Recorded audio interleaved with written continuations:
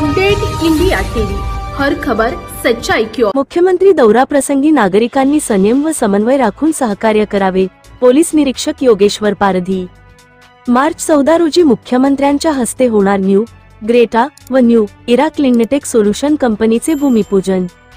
तत्कालीन सरकारने सन 1994 साली गाजावाजा करीत चंद्रपूर जिल्ह्यातील भद्रावती तालुक्यातील शेतजमिनी निप्पॉन ऊर्जा प्रकल्पाकरिता MIDC मार्फत अधिग्रहित केल्या होत्या। मात्र प्रदीर्घ काळ लोटूनही या जमिनीवर कोणताही उद्योग उभा राहू शकला नव्हता।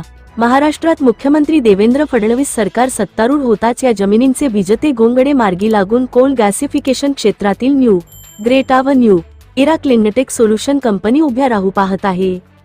आंतरराष्ट्रीय दर्जाचा कोल गॅसिफिकेशन हा महत्त्वाकांक्षी प्रकल्प भद्रावती तालुक्यात होत असल्याने रोजगाराच्या अनेक संधी उपलब्ध होणार आहेत।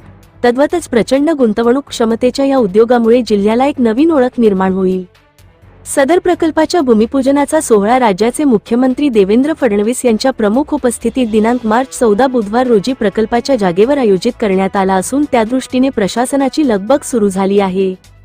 मात्र सदर प्रकल्प सुरू करण्यापूर्वी स्थानिक प्रस्थापित भूमिधारकांच्या सानुग्रह अनुदान, कायमस्वरूपी रोजगार व त्रिपक्षीय करार या मागण्या मंजूर करूनच प्रकल्प उभारला जावा याकरिता अनेक दिवसापासून निप्पॉन प्रकल्पग्रस्त संघर्ष समितीच्या वतीने आंदोलने सुरू होती।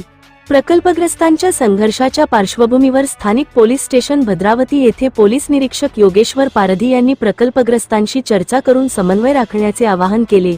तसेच प्रकल्पग्रस्तांनी मागण्यांसंदर्भात घटनात्मक रीतीने कायदा व सुव्यवस्था राखून सहकार्य करावे।